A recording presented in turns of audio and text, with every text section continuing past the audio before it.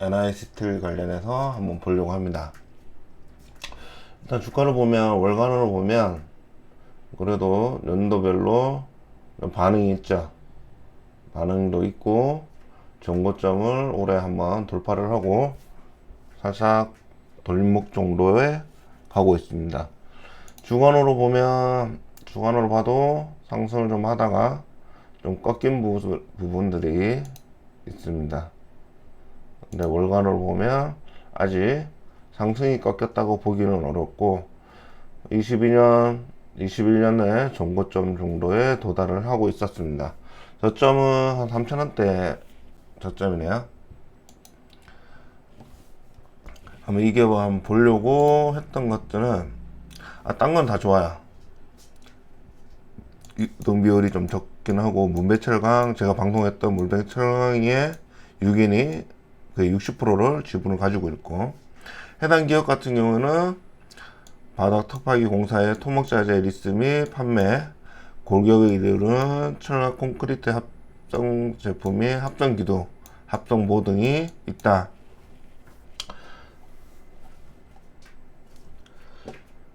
퍼 3.61로 굉장히 낮죠. PBR도 0.93 정도로 낮습니다. BPS는 6,500원 정도로 아직은 도달하지 못하는 정도로 되어 있고, 8,700원일 때는 BPS보다는 좀 높죠.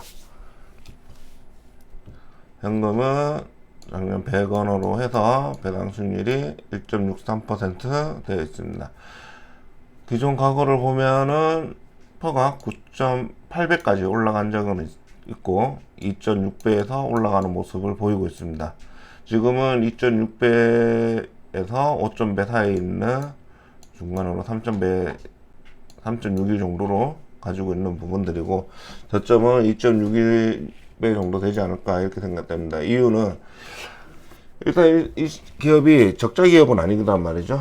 그리고 실적이 증가를 했습니다. PBR로 보면 0.6배에서 저점이라는 부분들은 확실하게 찍어주고 있는 부분들 가지고 있고요. 일단 월간 차트로는 아직 저점이 깨어지지는 않았다라는 부분에서 볼 수 있고, 영업이익이나 매출은 계속 증가하는 모습을 가지고 있고, 올해도 반기에 증가된 모습을 보이고 있습니다. 영업이익도 현금흐름도 잘 나오고 있고 좋아진 부분들이 있고, 투자활동 현금흐름도 이상적이죠. 영업이익보다는 절반 정도로 쓰고 있다. 계속 번거는 쓰고, 아마 배당과 관련돼서 재무활동 현금흐름은 마이너스, 재무도 부채도 일부 줄인 걸로 판단됩니다. 영업이익률은 굉장히 좋은 걸로 나옵니다. 19.6%, ROE도 30% 정도. 굉장히 고성장할 수도 있겠다. 점점 ROE가 높아지는 부분들은 좋아 보입니다. 단지 부채가 작년 140%에서 111%까지 좀 줄어든 부분은 있으나, 아주 재무 안정적으로 되려고 그러면 조금 시간은 있을 수 있겠다라는 생각됩니다. 자본 유보율도 계속 늘어나고 있고, 작년 EPS는 1,700원까지, 작년 기준으로는 1,700원이었다는 거. 그 시가 배당률로 치면은 작년에 2.23% 되는 거니까 주식이 조금 하락했었구나 라고 생각할 수 있습니다. 배당 성향은 그렇게 높지는 않고 있습니다. 다른 것보다 요 차익금이 가장 큰 계정을 가지고 있거든요. 이 계정이 조금 줄기는 했지만 이 차익금만 관리를 한다면, 물론 현금도 늘기도 하고 뭐 매출채권도 크게 뭐 는 것도 아니고 재고자산도 크게 문제될 부분까지 증가되지는 않았으나 차익금이 좀 크다는 부분들이 굉장히 좀 아쉽습니다. 그래서 최종적으로 손익계산서를 봤더니 매출효과를 따져서 총이익이 전년도 반기에서 많이 좋더라. 한 3-40% 좋아졌다. 그러면서 주당 순이익이 지금 반기에서만 1,000원 정도 나왔습니다. 작년에 700원에서 1,300원 정도 나왔다 이렇게 생각하면 올해 1,700원이었네요. 1,700원이었는데 비해서 하반기, 작년에는 하반기가 더 좋았다 이렇게 판단될 수 있고, 올해도 EPS는 더 증가될 가능성이 높아 보이네요. 현금 흐름으로 확실히 더 현금이 많이 들어온 부분들이 있고, 이걸로 재무 처리를 할 가능성도 있어 보일 것 같습니다. 그 투자 활동이 지금 계속 진행 중인 것 같고, 영업 활동에 대한 투자를 계속 하고 있다라는 부분, 차입금 상환이 계속 열심히 하고는 있습니다. 그렇지만 나가는 돈도 있고 들어오는 돈도 있다. 그래서 기말로 따져보니 별 크게 현금 자산은 차이가 없었다라는 부분들이 있습니다. 일단 현금 자체가 크게 증가되지는 않았고, 재활동으로 이자 지급 비용이 아마 금리와 관련돼서 영향이 있었겠다 싶은 게, 이자 지급이 많이 진행되고 있었다는 부분들 확인되었는데,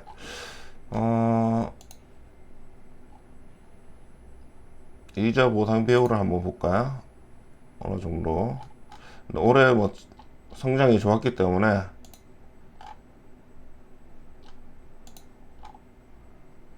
이자 보상 비율이 그렇게 높진 않네요.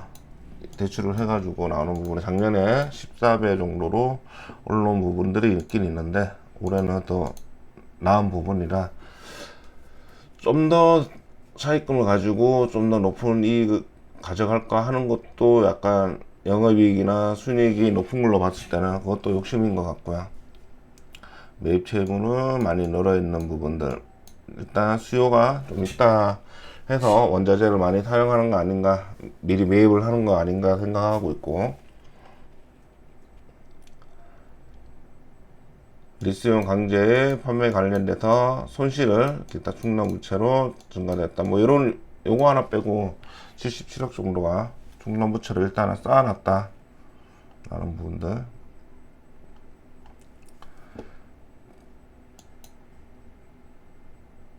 그러면 금융자산 따졌더니 전부금의 금융자산 별 차이는 없었고, 부채가 조금 줄어있는 모습 확인할 수 있습니다.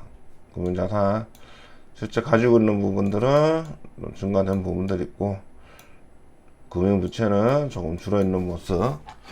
일단 회사는 주가와 상관없이 상승을 하고 있었고, 장기적으로 좀 반기 발표 이후까지는 증가된 부분인데, 선택은 하나죠. 하반기에 좀 좋지 않을 것이다, 이런 예상 때문에 할 수도 있다, 떨어질 수도 있다 라는 생각이 하나 들고요. 그렇지만 반기까지는 일단 문제 없었기 때문에 워낙 저평가되고 있고, 그렇지만 재무적으로는 조금 아쉬운 상황 이렇게 될 수 있습니다. 좀 더 벌어놓으면은 매출이 좀 더 올라가거나 영업이익도 올라가서 이게 부채로 좀 갚아주는 그림을 좀 보인다면 좀 좋겠습니다. 그거 빼고는 별다른 문제는 없을 겁니다. 없어 보이고, 이 부채를 사채나 이런 걸 한다 그러면은 그때 가서 이제 문제가 되는 거지만, 현재로서는 크게 문제 보이진 않고, 일단 이런 식으로 계속 증가를 하는 부분이고, 주가가 떨어진 거는 그냥 떨어지는 걸 수도 있고요, 아니면 하반기가 좀 안 좋을 수 있다고 생각할 수 있겠지만, 일단 워낙 하반기에는 영업이 좋았다 라고 말씀드릴 수 있겠습니다. 그리고 장기적으로 봤을 때는 아직 꺾이지는 않았고, 전저점 22년도 정도 수준까지 떨어온 점이 있기 때문에 시장 자체 때문에 또 떨어진 걸 수도 있습니다. 시장 자체가 종합지수 자체가 떨어지는 부분들이 있어가지고 거기에 영향이 없지 않아 있을 거라는 거. 그러니까 투자 심리가 좀 약간 위축될 수도 있고, 하지만 아마 부채는 차입금 가장 많이 차지하고 있는 이 차입금을 줄여나가는 작업들을 하고 있는지 보는 것도 좋을 것 같습니다. 오늘 방송은 이렇게 마치고 또 두 번째 방송 또 이어나가도록 하겠습니다. 감사합니다.